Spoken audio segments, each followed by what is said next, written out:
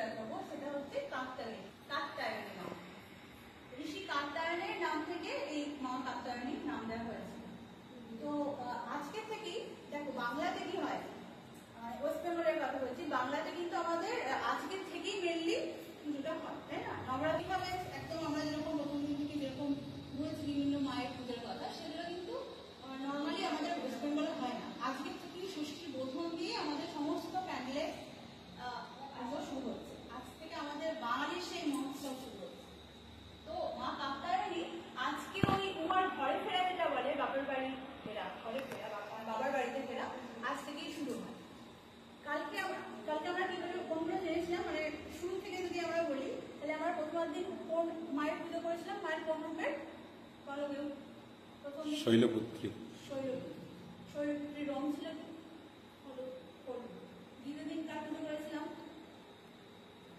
ব্রহ্মচারিণী। তার রং ছিল কি? সাদা। তৃতীয় দিন চন্দ্রঘণ্টা, তার রং কি ছিল? কমলা। তারপর দিন কুষ্মান্ডা। চতুর্থ দেখি কুষ্মান্ডার কি রং ছিল? কমলা। আর তারপর দিন আজকে তারপর গেছে পঞ্চম দিন কার কি ছিল? আর আজকে যার পুজো করছে তার নাম কাত্যায়নী। কাত্যায়নীর রং কি দেখো? লাল বস্ত্র পরে। সেখানে কালকামাতার কথা হচ্ছে তাদের সবাই লাল পরে আসবো। আর আজকে সৎসঙ্গে প্রচুর লোক ছিল, সৎসঙ্গে সবাই আমরা ম্যাক্সিমাম 90% আজকে লাল শাড়ি পরে এসেছিল। এটাতে লাল কি একটা তেজ দেখায়। কাত্যায়নী মায়ের রূপটা দেখলে বুঝতে পারবে সিংহের উপর বসে আছে। সিংহ কি বোঝায়?